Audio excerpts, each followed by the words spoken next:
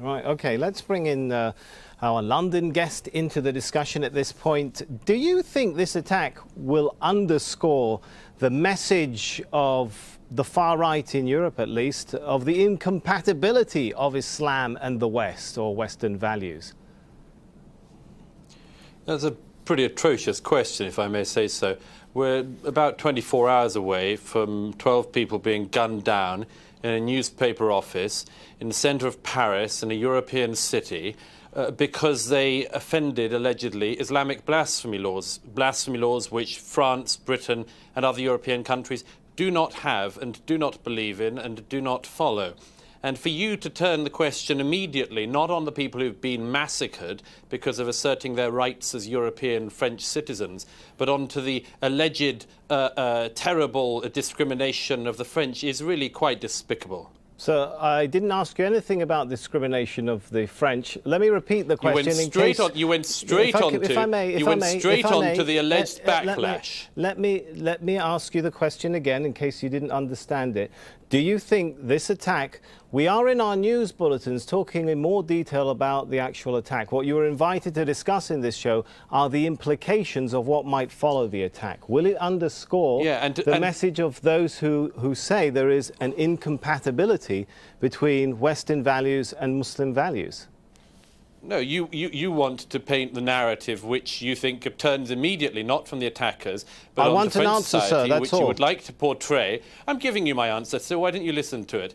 Which you would like to portray as somehow anti-Muslim or anti-Islamic or anything like this. Let's start from the fact that 12 people were massacred because European citizens asserted their right, which they have every right to do, to draw Muhammad just as they have the right to draw any other historical figure, which they believe in or don't believe in. It doesn't matter. They have that right.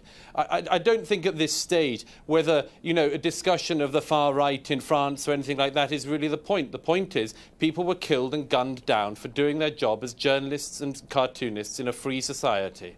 Okay. In countries like Britain and France, most of us are not Muslims, and we do not believe in Muhammad as the founder of any faith that we follow. People are Christians, atheists, all sorts of things. You cannot expect, and this is the crucial thing, Muslims should not expect non-Muslims to abide by their own belief systems. You can yourself decide, you as a Muslim do not want to depict Muhammad, but the idea that is coming along in Europe at the moment is a growing idea that people who are not Muslims, who do not believe in Muhammad, who do not follow Islam, are also to be have to obey the rules of Islamic blasphemy. And in Europe at the moment, that is the big debate. You've made that point, Douglas. Sure. Unfortunately, if an impartial viewer were watching your programme, they'd come away with the idea that all Germans and French people are nascent fascists waiting to expel Muslims. Actually, you just painted, for a journalist, it's quite shocking. You just painted a completely inaccurate portrait of what is going on in protests in Germany, which, in actual fact, if you look at it, are highly specific. Can I finish my point? Let me correct you on a factual point. I didn't say all Germans or all French are looking to expel Muslims, and I didn't mention a protest in any particular country. So now that we got the facts straight, please go ahead. Your incredibly biased portrayal of European citizens starts from your misportrayal of people turning out at protests as being against all Muslims or wanting to expel them. And the presenter in Doha, sit in Doha. It really is astonishing. You are painting a picture of Europe which is outrageous. Across the Middle East, cartoons are published every day, every week, with the most disgusting anti-Semitic propaganda, the most disgusting propaganda in them. And you sit in Doha, a not free society, and smear Germans and French people a mere 24 hours after this totalitarian, I've just corrected you. You don't seem to be hearing me, so let me correct you again. Sorry, sir. I did not say the words all Germans or all French are against or calling for the expulsion of Muslims. That never came out my mouth. I said there are protests in which there have been protests by some in Europe, a minority, who are calling for exclusivity. They're against Salafists. Do you not follow any details? The German protests are against Salafists. There is a problem in Europe, sir, and the problem is of Islamic fundamentalism. There is now also a secondary problem, which is that many people who do not like the Islamic fundamentalists are objecting to it. I suggest we unite in sorting out the first primary problem in order to also prevent the secondary problem from ever growing. Okay. But we have to portray this accurately. Exactly. And you as a journalist should be doing that. We are doing that, and I thank you for your participation in this show. It doesn't sound like it, and it's all very well perhaps you could for Al Jazeera from Doha to do this, but really.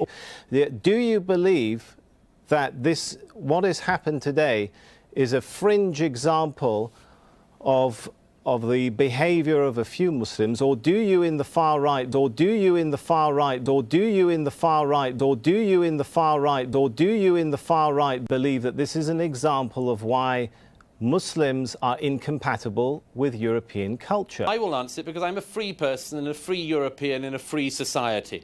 And I can tell you that the primary problem is people who walk into offices and gun people down. There will be people in Europe, and I hope that they do not grow in number, who will object to that in a particularly unpleasant way. I hope that we all unite in stopping the fascist Islamists who turn up to offices and disgrace the name of their religion and attack people because of their right to freedom of speech. I think that's what we need to focus on.